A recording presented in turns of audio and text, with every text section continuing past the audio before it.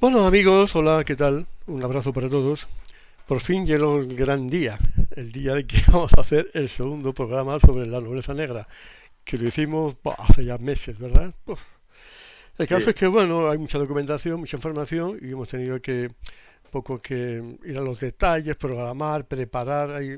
No sé si va a dar tiempo a acabarlo. Tenemos con nosotros a Eduardo Francés, un experto en la nobleza negra. ¿Qué tal, Eduardo? Buenas, ¿cómo estás, hombre? buenas tardes. Que como lo grabamos por la tarde, buenas tardes. Sí, Pues nada, pues sí, es un tema pues sí, apasionante que mucha gente no conoce. Y entonces hicimos un programa que tuvo bastante éxito, la verdad. Entonces, aquí lo estamos viendo, la nobleza negra anglo-veneciana, primera parte. Y ahora vamos con la segunda parte, que lo más probable es que no nos dé tiempo a acabar, pero bueno. no, no lo va a dar. Pero bueno, vamos a continuar, vamos a intentarlo. En unos minutitos, una manera muy rápida, por Sí. favor, vamos a poner un poco al día a la gente para que los que se incorporan a este segundo vídeo tengan una idea. Si no, pues Y que aprovechen para no perder el hilo, y ya que lo saben y van a tener los vídeos colgados, que recuperen el primer vídeo claro. y que lo vean. El enlace lo pongo aquí abajo, el enlace, Vale. en YouTube para que lo vean. Bien.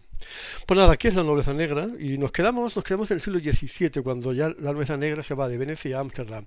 Haz un pequeño resumen de lo que pasó en esos Bueno, sí.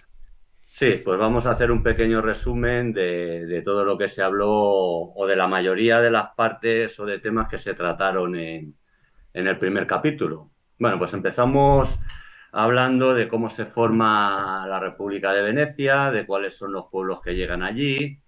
Hablamos de su sistema de gobierno, del DUS, del Gran Consejo, del Consejo de los Diez. Hablamos de los primeros bancos que hubo, hablamos de la época de la peste negra, de la guerra de los 30 años, de la guerra de los 100 años y tratamos algunas figuras así importantes de aquella época. Sí, sí, Habla, hablamos de Paolo Sarpi, hablamos de Gasparo Contarini, sí, sí, hablamos de Francesco Sorzi, sí, hablamos también del mago John Dee sí. y hablamos del Arsenal también, de la importancia del Arsenal, de cómo se construye la ciudad de Venecia, la técnica que utilizaban. Y si no recuerdo mal, así a rasgos básicos, acabamos con la escuela de Salamanca. Sí, Escuela de Salamanca. De manera, habrá que decir que esta República de Venecia, esta nobleza negra, tienen varias ramas, varios linajes, por decirlo así. Uno viene de los de Roma, eran poco familias romanas, imperiales, por decirlo así, que huyeron de Roma y se establecieron en Venecia, porque tenía mucha fortificación, era casi inexpugnable. Entonces ahí se refugiaron esas familias romanas. También parece que hubo familias fenicias, hubo un linaje que vino de Babilonia. Babilonia se fue extendiendo hacia el oeste y pasaron por el Cáucaso y allí se fusionaron con los jázaros.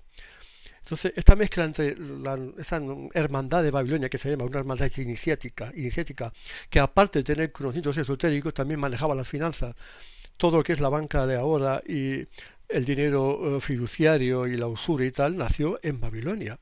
Entonces, este mundo de Babilonia se trasplantó a Venecia a través de los házaros y entonces ya tenemos en Venecia, a finales del primer milenio, ya tenemos instalado ahí una mezcla entre unas familias romanas y fenicias y tal. Los fenicios eran los expertos en el comercio, sobre todo, y parece que fueron los que iniciaron a los venecianos en los monopolios. Esa riqueza de Venecia se fundó en los monopolios, en las bulas de los monopolios. Entonces, es una nobleza que, aparte de tener un control financiero, también está entroncada con ciertas iniciáticas. Eso no hay que perderlo de vista. Siempre practicó una serie de conocimientos ocultos que venían de Babilonia. Entonces llegamos ya a la escuela de Salamanca, llegamos al siglo XVII con una nobleza que controlaba el Mediterráneo, que también fue la que financió la conquista de América, por supuesto. Entonces ahora esta nobleza veneciana, que está firmemente asentada, que tiene una banca central que controla a través de un espionaje tremendo todas las cortes europeas, ¿verdad? Esta nobleza va a dar un salto, va a cambiar su ubicación geográfica, pero no sus métodos de trabajo, se basan Se llama negra porque el robo al asesinato, la mentira, el soborno, el robo, la usura estaban en sus prácticas. Por eso se llama negra. Entonces, vamos ahora a ver cómo se traslada esta nobleza desde Venecia hasta Ámsterdam y luego Londres, ¿vale? Vamos para allá. Bueno, entonces tenemos que esa nobleza veneciana, cuando ve que el Mediterráneo ya no es, el mar es suyo, porque se traslada toda la actividad al Atlántico, entonces se traslada al norte de Europa, ¿vale? A Ámsterdam y luego a Londres. ¿Cómo se traslada a los Países Bajos esta nobleza negra?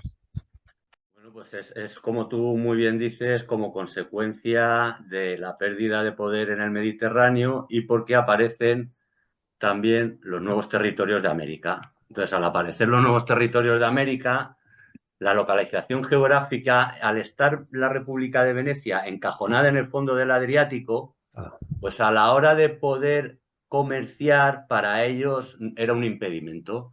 Entonces tienen que buscar nuevos territorios a través de los cuales puedan ellos expandirse y comerciar o quitarle las posesiones a la corona española, que es lo que pasa más adelante. Bueno, también otro hecho que es importante es la guerra que hubo entre los Vecchio y los Giovanni, que ese es otro factor que influye a la hora de que se produzca ese movimiento, ese traslado de la nobleza negra hacia las tierras de los Países Bajos y hacia Ámsterdam. Porque claro, como comentamos en el episodio anterior, los Giovanni eran los que representaban la nueva banca más especulativa, la nueva banca especulativa que era la que iba a sustituir a la banca, al modelo de banca comercial. ya, y crearon un banco central en vez de las bancas privadas, un banco central. Claro, Ese modelo es el que era la banca nacional que luego se exporta a otros sitios. ¿Por qué eligieron Ámsterdam? ¿Por qué? Porque podían elegir a otros países. pues eso sí que no lo tengo yo controlado, el tema de por qué eligieron Ámsterdam. Quizás les fue más fácil o más sencillo al ser un territorio que era fácil de conquistar, estaba bien situado y que no tenían una oposición grande. De todas maneras, en ese tiempo los Países Bajos estaban en poder de España. Sí, Entonces, pero esta nobleza negra incitó a una rebelión contra España que fue orquestada por ellos. Es un mundo protestante, calvinista. Parece que la nobleza negra se hallaba muy bien con los calvinistas y ya había roto con Roma un poco esa nobleza negra a través de Pablo Sarti, ¿no? sí, Entonces, con Pablo Sarti. claro, con la nobleza jesuita. Entonces, fueron a Ámsterdam porque era un mundo protestante, calvinista, y porque así podían, digamos, hacer un poco la guerra a España, un poco llevarla contra a España. Y porque es una mentalidad, la mentalidad de los Países Bajos era una mentalidad más comercial, más financiera. España estaba en otro mundo, era un mundo un poco más antiguo, por decirlo así, ¿no? Entonces ahí encontraron las condiciones necesarias para eso, ¿no? Y también, oye, ahí hubo, Perdona sí, sí, que al hilo de lo que estamos hablando de los Países Bajos, es importante saber por qué el Duque de Alba invade los Países Bajos. Que eso yo creo que la mayoría de la gente no lo sabe. por cierto, Por- pues, perdón, antes de que siga, en un vídeo de Jorge Guerra, que es el autor que hizo 3 libros sobre la nobleza negra en la autoridad, habla de cuando va el Duque de Alba a los Países Bajos y dice horrores sobre la ocupación española de los Países Bajos. Es horrible lo que dice, unas cosas tremendas. Se metió con España y dice unas barbaridades. ¿Sería cierto eso o no? Cuenta, cuenta. bueno, pues en realidad el Duque de Alba invade los Países Bajos porque la corona española estaba tremendamente endeudada con la banca alemana. En la banca alemana había dos familias fundamentales que eran las que hacían los préstamos a las coronas europeas. Eran los Fugger y los Wesslers. Entonces, la corona española estaba fuertemente endeudada con los Fugger. Y por eso el duque de Alba invade lo que es los Países Bajos. Que además los Fugger están muy relacionados con la nobleza negra porque eran aliados. Entonces ahí es importante tener en cuenta ese aspecto. Bueno, y entonces también, y también está la figura de Guillermo de Orange, ¿no? Yo la figura de Guillermo de Orange no la tengo yo controlada, ¿sabes? De esto ya... Sí, los Orange, la dinastía de los Orange también, de la nobleza negra, que fue un poco la que consiguió la independencia de España.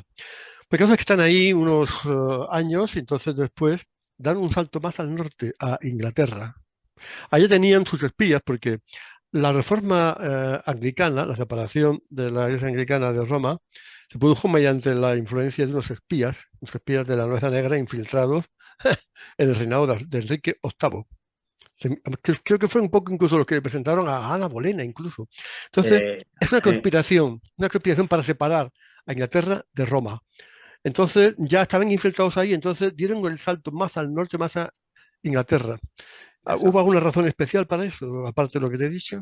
No, bueno, uno de los factores también, como hemos hablado de Pablo Sarpi se encargaba, dentro de sus funciones, se encargaba de gestionar toda la red de espías de la República Veneciana y los tenía allí colocados.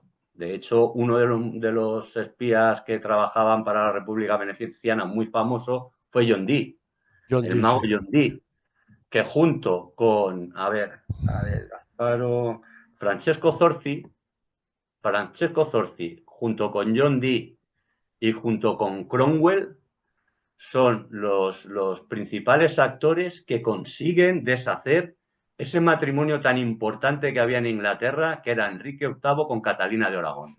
Al deshacer ese matrimonio, consiguen que la monarquía católica no domine ni controle Inglaterra, sino que consiguen ellos hacerse con el control, que era importantísimo para Porque ellos. parece esa nobleza negra no era mi amiga del catolicismo, sentía más afinidad por el mundo calvinista, sobre todo protestante y todo eso, ¿no? Bueno, entonces, una vez que dominan Inglaterra, se crea el Banco de El Banco de Londres, el Inglaterra, Banco de en Inglaterra. 1694, pues se funda lo que es el Banco de Inglaterra, que es tremendamente importante. El Banco de Inglaterra se funda con capital veneciano. Lo que no está muy claro, hay dudas respecto a quién realmente está detrás de esa fundación. Se sabe con seguridad que es capital veneciano y aunque se pueda creer que están los Rothschild, los Warburg o los Lehman detrás, quienes realmente están detrás de la fundación es un tal William Patterson y George Montagu. Esta Montagu. familia, los Montagu, son nobleza negra y son importantísimos. Que ya lo veremos más adelante cuando sigamos avanzando, qué otras actividades realiza esta familia. Ellos son de la Lombardía, esta Lombardía, familia. sí, claro. También hay una cosa muy importante, cuando esta nobleza va a Ámsterdam, se funda la Compañía de las Indias Orientales, ¿no? Occidentales, O- son o- o- occidentales. así. No, no, no, la Holanda que se va Occidentales, a la... occidentales. Occidentales para el comercio con América, Occidente. Pero fueron los ingleses, pero yo hablo de los holandeses. Los holandeses sí, fundan Pero en 1621, me parece que es. la A ver, compañía de... Pero es que los holandeses se van 1600, a las Indonesia, Indias ¿no? Occidentales, la Compañía Holandesa de las Indias Occidentales en 1621 la Bueno, funda. pero es que Holanda se lanzó a colonizar Indonesia, las Molucas, las Islas de las Especias, ¿no? Sí, es que Entonces había las dos. está en el oriente. Ah, había Es que dos. había las dos. Había las dos, tenían las dos. Tenían una que era la Compañía de las Indias Orientales, que era la que comerciaba con todo el tema de Oriente, y en 1620, era ya antigua, ya venía de antes, y en el 1621 fundan la Occidental, que se encargaba fundamentalmente de gestionar el comercio de esclavos, Esclavos, sí, por el supuesto. comercio de esclavos que pasaban por España y Portugal. Ah, Esta es también- la que funda. y también en Inglaterra fundan una compañía para comerciar con las colonias, que se llamaba, También. compañía, ¿cómo se llamaba? De las, Oh, bueno, joder, además es muy famosa porque sale en la película de Piratas del Caribe. sí, Es que salen, sí, y salen, y ahora también en la compañía, también es, pero ahora es, pero pero se es una compañía también muy parecida a es la muy holandesa parecida, sí. para monopolizar casi el comercio con las Indias Occidentales también. Entonces, o sea, que fundan los bancos, ¿eh? Derriban los gobiernos y la monarquía y ponen a sus candidatos y además crean unas compañías comerciales y muy importantes. Y así es como se va creando el imperio anglo-veneciano, que realmente hoy, más que nobleza veneciana, es nobleza anglo-veneciana. Entonces se produce un entroncamiento entre la nobleza veneciana y se inserta de manera muy clara en las estructuras comerciales y financieras de Inglaterra. Y así es como se crea el imperio actual anglo-veneciano, Ujú. anglo-masónico veneciano. O sea, Sí, sí, exactamente. Bueno, así- como hemos hablado del Banco de Inglaterra, vamos a hablar tres puntitos más sobre el Banco de Inglaterra que yo creo que son sí, sí, importantes. Bueno, el Banco de Inglaterra, el principal objetivo que tenía en su inicio era financiar el déficit público y funcionaba al estilo del Banco Veneciano, del Banco de San Giorgio. Entonces, aquí vamos a ver cómo hay una gran influencia en la filosofía de este banco. Y esa gran influencia viene, por un lado, de la Escuela de Salamanca. A través de todas esas teorías liberales de la Escuela de Salamanca, muy fomentadas por Francisco de Vitoria, tiene gran influencia filosófica en el modo de funcionar el Banco de Inglaterra y de relacionarse. Luego también está la influencia que ejerce lo que es toda la usura veneciana, todo el tema de la usura, el concepto de la usura y el modo de funcionamiento de la usura. Y por último, recogen una serie de tesis socialistas, tanto en sus vertientes fabianas, fascistas o keynesianas. Y sí, con esto más o menos sí, tenemos ahí un retrato ya muy sí. preciso que nos da una idea de cómo se realiza el cambio, cómo rota toda esta nobleza y se traslada hasta estas zonas nuevas. Bueno, y un tema también dentro de la danza veneciana son las reducciones del Paraguay, de los jesuitas. Sí, Los jesuitas son una de las tres ramas, parece, de esta mafia del Comité de los 300 y todo eso. Más adelante estará el comunismo, estará la nobleza negra y estarán los jesuitas y los caballeros del Orden de Malta. Son tres patas de la misma, ¿no? Entonces, ¿qué tienen que ver las reducciones del Paraguay con esto de la nobleza negra? pues las reducciones del Paraguay son muy importantes. Bueno, de hecho, tenemos que tener muy claro que la Compañía de Jesús es una compañía que es una orden militar y su máximo dirigente es un general, se llama el general jesuita. Ese es el mayor dirigente. Ellos son expertos en infiltrarse, en arrimarse al poder, en quedar en un segundo plano, en manipular, en controlar, en susurrar en el oído de los que gobiernan y siempre se colocan muy bien en este sentido. Luego, ellos tienen unos referentes filosóficos o unas bases filosóficas que vienen a través de los ejercicios espirituales, con los cuales consiguen un grado de adhesión de todos los que forman la orden, que están tremendamente comprometidos con la orden y que son todo, al final son todo uno, y luego la Mónica jesuita. La Mónica jesuita es el libro en el cual se recoge toda la ideología jesuita. Entonces, ¿por Bueno, qué pues quedan las reducciones? Como, bueno, vamos a las reducciones. Las reducciones consistió en la llegada de los jesuitas a América. Las reducciones más importantes fueron las que suceden en Paraguay, allá por el siglo XVII-XVIII. Entonces, las reducciones también hubo en Brasil y en Argentina, pero las más importantes fueron las del Paraguay. Hay una frase, no sé exactamente quién la dijo, pero que resume muy bien qué es lo que pasa ahí en Paraguay. Y lo que dice esta frase dice, y llegaron los jesuitas con la Biblia bajo el brazo. Nos dijeron, cerrad los ojos y rezad. Y cuando abrimos los ojos, ellos tenían las tierras y nosotros teníamos la Biblia. Es buena la frase y resume perfectamente lo que ocurrió allí. Entonces, ellos instauran allí un sistema mediante el cual se hacen con el control de unas tierras que eran enormemente ricas para la agricultura, para la ganadería y para la minería. Y con eso consiguen pues hacerse con el control de todo. y luego ese dinero, esas riquezas que acumulan en Paraguay, parece que luego son los que cogen luego a testaferros. Porque una cosa que tiene la nobleza negra es que más que actuar directamente, elige, escoge, selecciona unos testaferros, son los que luego administran esas riquezas, porque están, que son suyas. Los Rothschild y los Rockefeller son testaferros de la nobleza negra. Entonces, parece que los jesuitas tienen un poder importantísimo, tienen un poder en esto de Se lo, manejar. se lo, hay quienes que afirman que son los Rothschild. La inmensa fortuna que consiguen los jesuitas en aquella época son los Rothschild quienes Exacto, son los exacto, testaferros exacto. Va. de ellos. Seguimos avanzando, vemos y ahora, seguimos en Londres con la Royal Society. Sí, la Royal Society, bueno, pues es una institución que es la que marca pues lo que está ocurriendo hoy en día.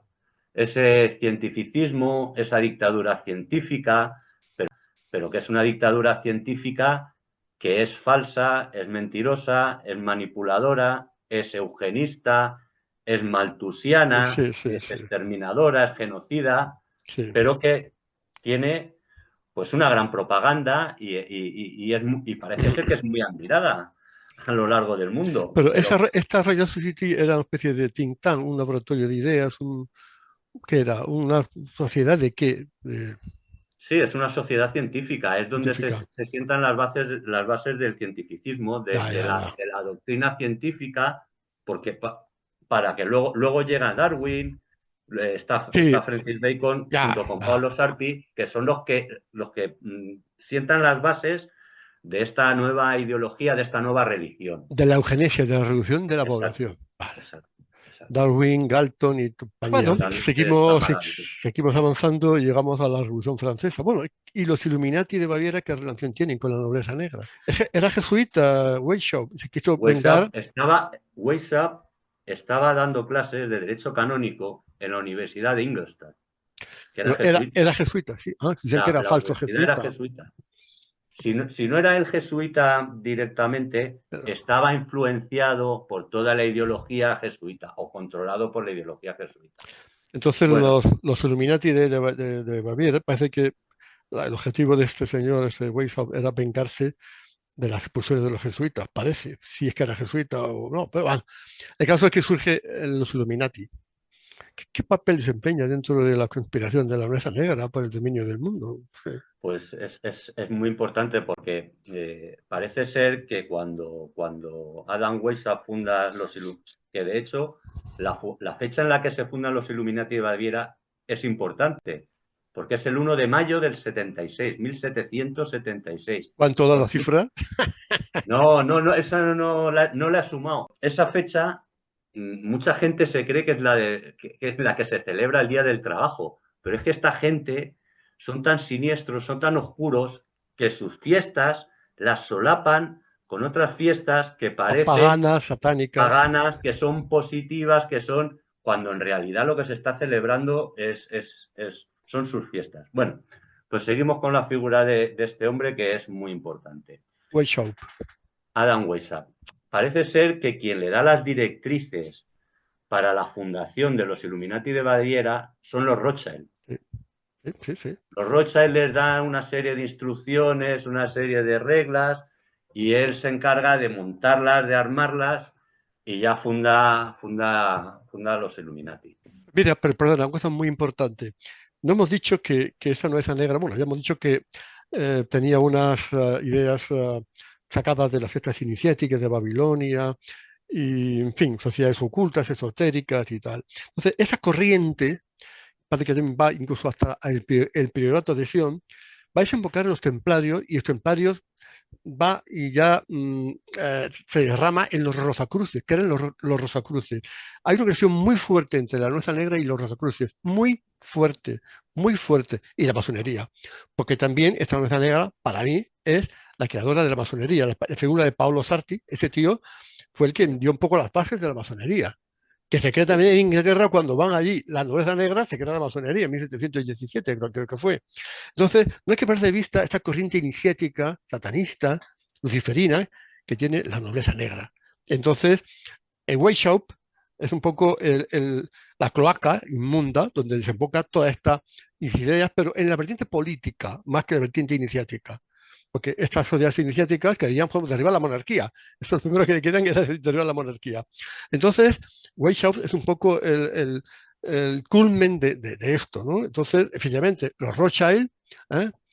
Entonces financian a Weishaupt y le dan un poco las bases para los protocolos de los Illuminati. ¿Es así o no? Sí, sí, sí, sí, exacto, exacto, es lo que estamos comentando. Además, otra de las acciones que acomete el señor Weishaupt realiza un congreso intentando unir toda la masonería, porque Sí, parece correcto. ser que Sí, sí, estaba como muy sí, dispersa, como sí. que cada uno iba un poco por su lado, por su cuenta y tal, y él hace un congreso, pero ese congreso es un fracaso. Fracaso, sí, sí. Y a raíz de ese congreso, él es perseguido Sí, y sí. entonces tiene que huir.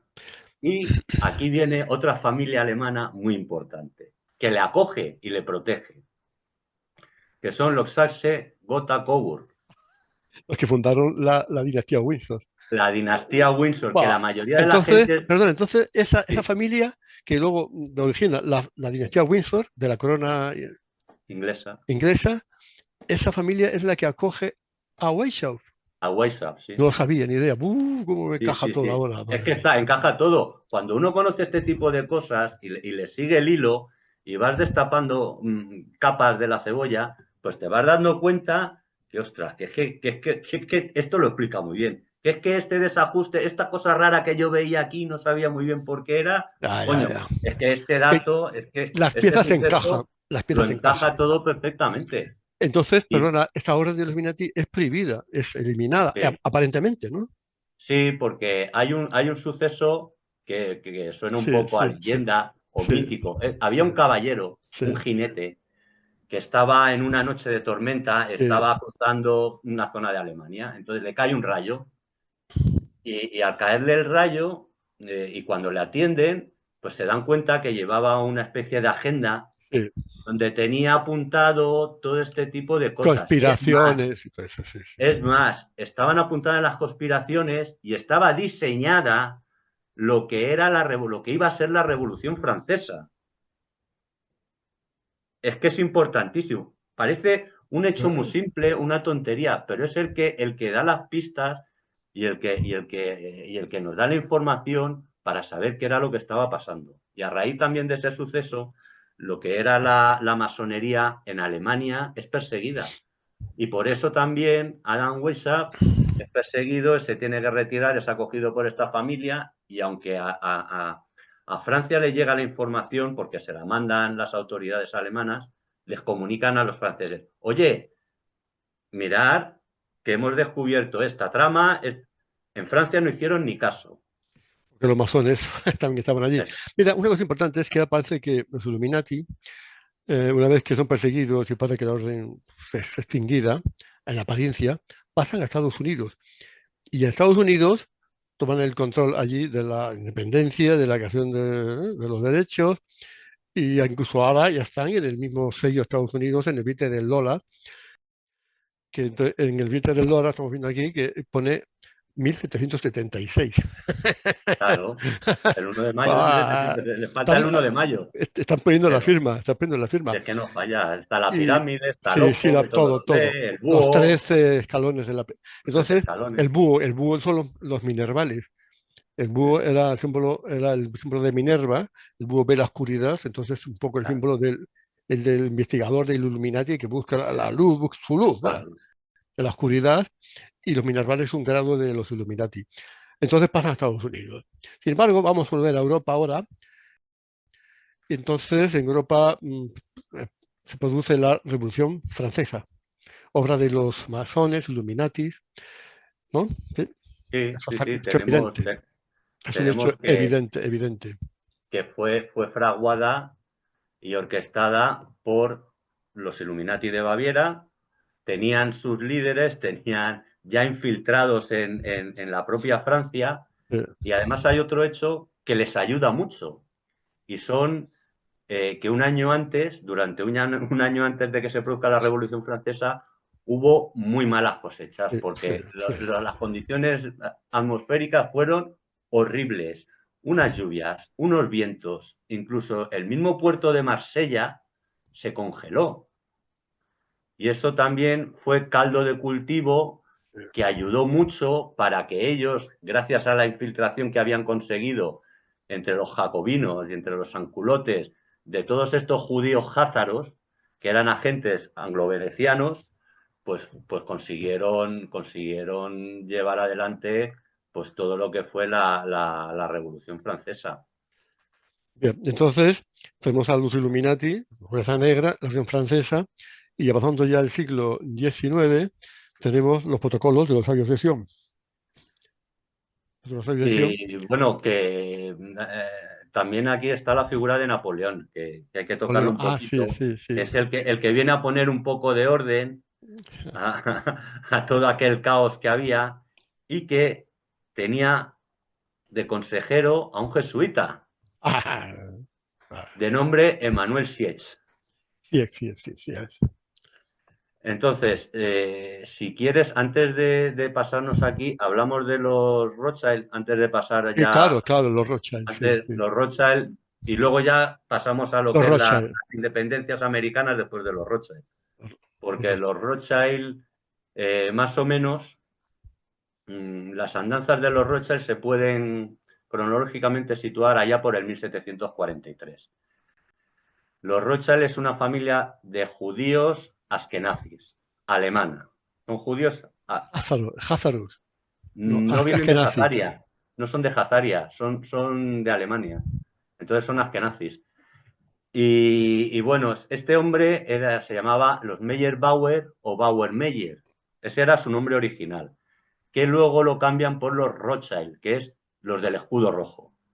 Son escudo rojo, también conocidos como los del escudo rojo. Y otro de los símbolos que esta familia tiene es el hexagrama, que es la estrella de 6 puntas, pero en rojo satánico. O sea que con eso ya le hemos caracterizado, pero bien, bien, bien al hombre, a esta familia. Y lo que él tenía, él lo que tenía en Alemania era un pequeño despacho.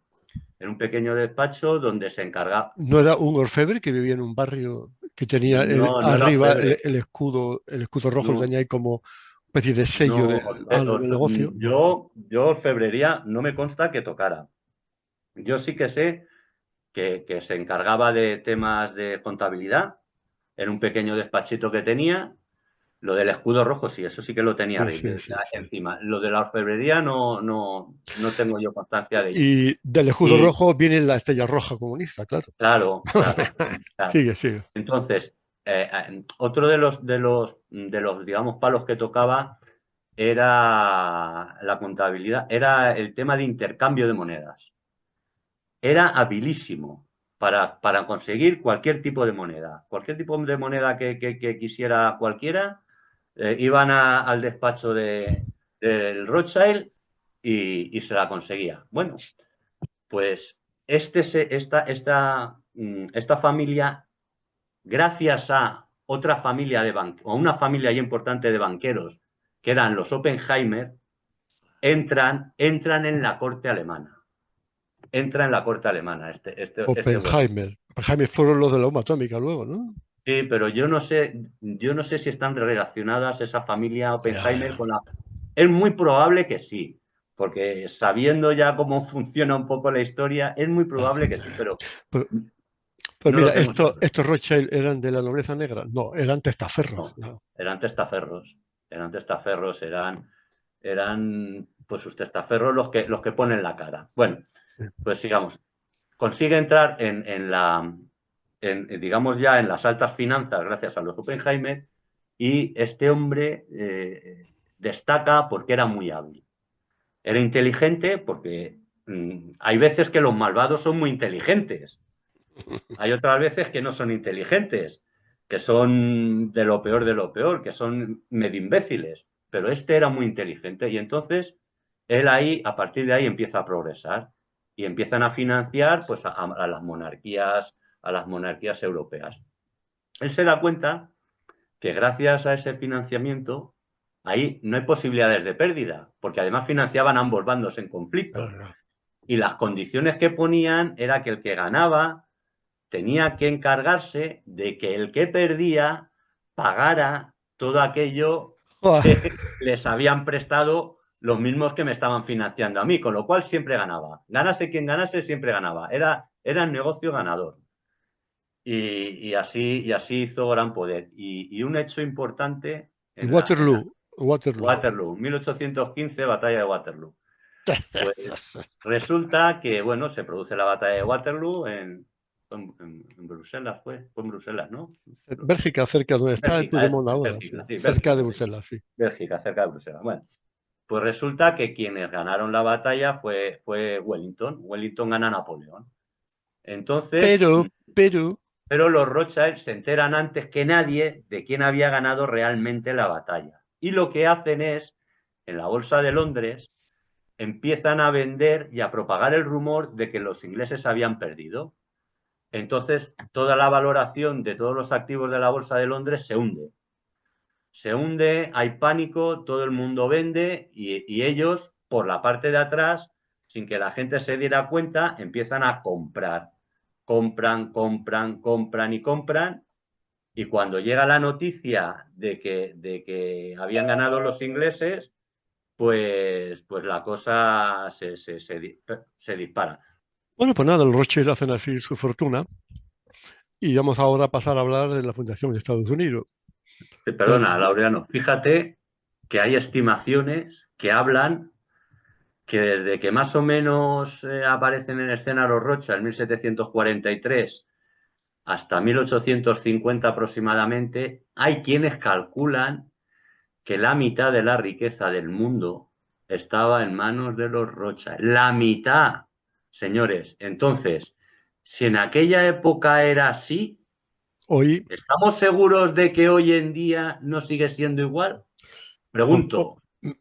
peor, yo, antes menos Corea del Norte, Irán, Siria como estaba antes, y bueno, algunos países más, el resto, todos los bancos centrales están en manos de los Rothschild. Y cuando Sí, algún país quería liberarse de esa esclavitud, de esa tutela, como Libia, por ejemplo, revolución, Argelia, tal, la solución es Gaddafi, la primavera árabe. La primaveras primavera árabe. árabes, Gaddafi. A Claro, Gaddafi se lo Gaddafi. cepillaron por eso. Sí, sí, sí, sí. Bueno, entonces, la Fundación de Estados Unidos, ya hemos dicho que los Illuminati se trasplantan allí y tienen muchísima influencia. No sé si en Francia tuvieron los Illuminati tanto papel. Yo creo que sí, porque se fundó un poquito antes. Pero Estados Unidos es clarísimo.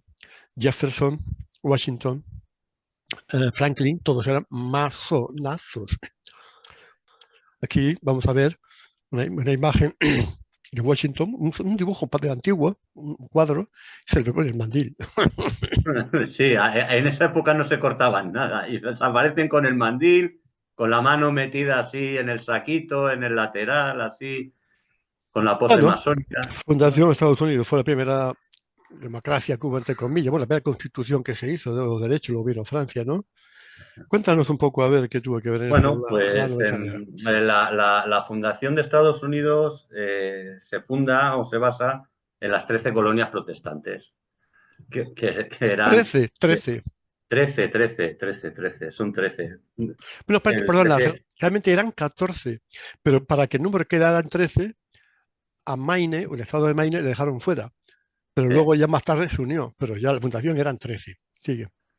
bueno, pues bueno, se funda Estados Unidos y en 1790, época, fecha muy importante también, nace lo que es el Distrito de Columbia, que es donde se concentran los tres poderes, que es donde está Washington, el Distrito de Columbia, el legislativo, el ejecutivo y el judicial. Es importante saber que los terrenos en los que se asienta Washington eran de una familia jesuita. Casualmente, casualmente. Ya sabes que los jesuitas siempre están por ahí casualmente. Hmm. No es que estén ellos ahí aposta y adrede. Está casualmente. Que era la familia Carroll. Esta familia Carroll, eh, esos terrenos los llamaban Roma, casualmente también. Era el nombre de esos terrenos Roma sobre los que se asienta Washington. Y eran de la familia Carroll que participan en toda la constitución de lo que es la fundación de los Estados Unidos. Esta familia, aparte de ser partícipe activa y muy rica y poderosa, funda la Universidad Jesuita de Georgetown, otra universidad muy importante de la cual salen líderes muy importantes tanto a nivel político o empresarial. Varios presidentes han salido de ahí.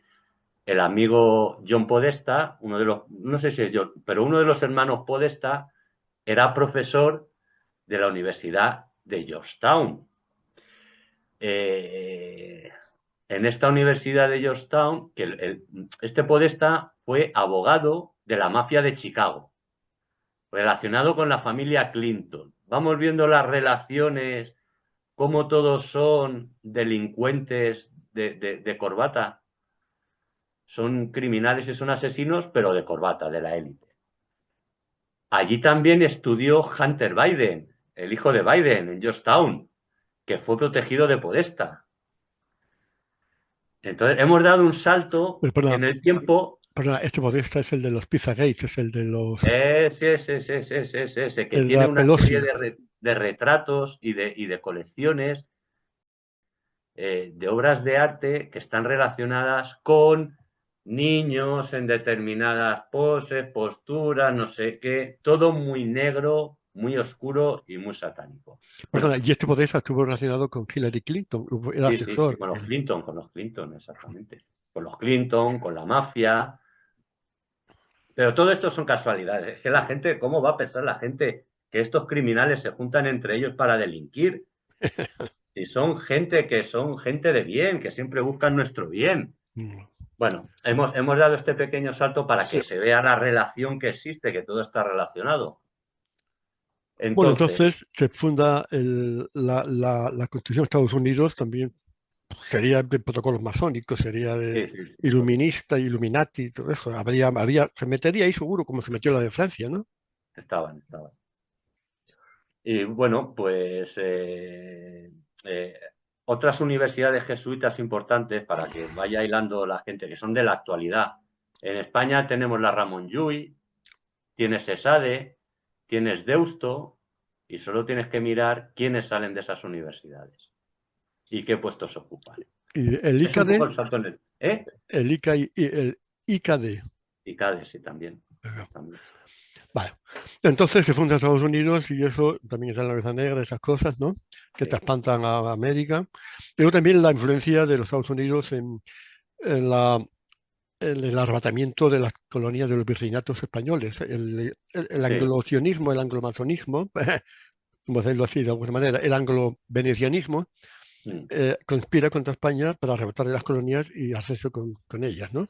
Sí, pero también en esa época es importante el año 1791. Además, vamos viendo que van muy seguidas, los acontecimientos van muy seguidos. En el 1791 se funda el Banco Nacional de Estados Unidos, que es gestionado por los Rothschild, a los cuales se les da una concesión de 20 años para la gestión del banco. Entonces, es el modelo de banca nacional privada.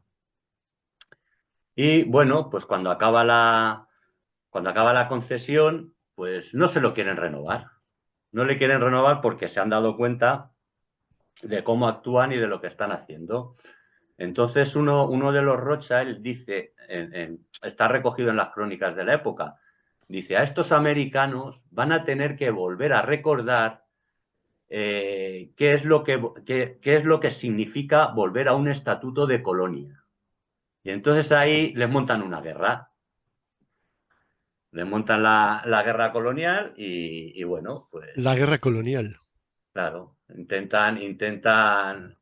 intentan volverles otra vez a Ah, someterlos.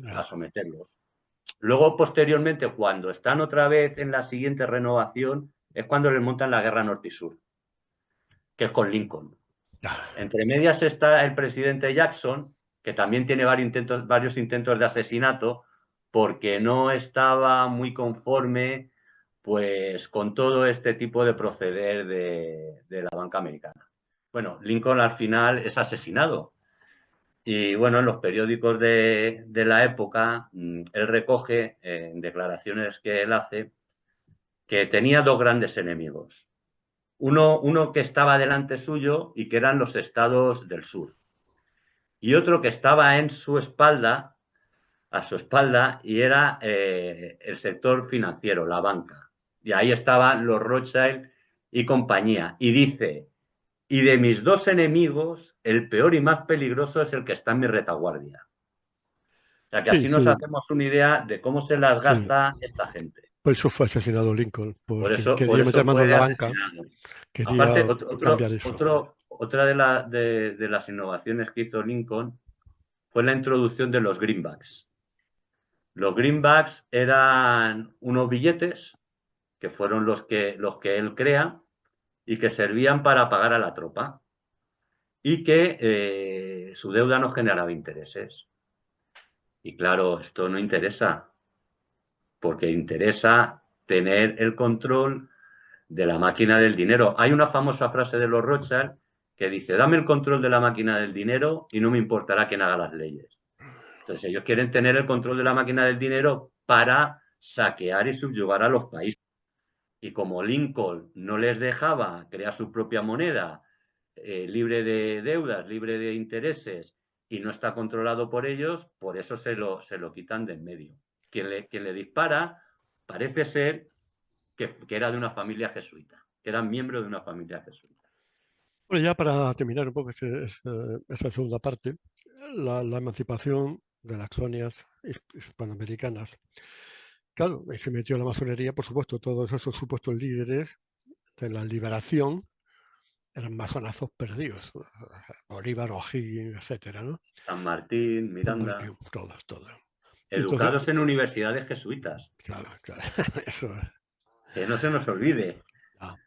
Entonces ahí pues se incorporó un poco Hispanoamérica al mundo anglo-masónico, siendo todavía católico, por supuesto, pero bueno, México desde un comienzo ya tuvo ahí una influencia masónica impresionante, México.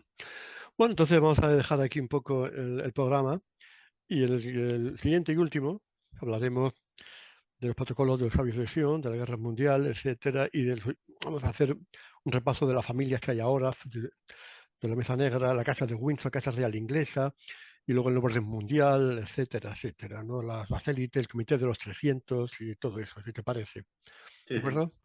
Pues nada, pues muy bien, hasta aquí hemos llegado. Vaya dos programas seguidos. A alguno le revienta la cabeza. No, hombre, pues que es un tema. Hemos hecho el repaso de toda la historia mundial prácticamente. Y Sí, ahora este es un programa, repaso. Sí. la historia moderna y contemporánea.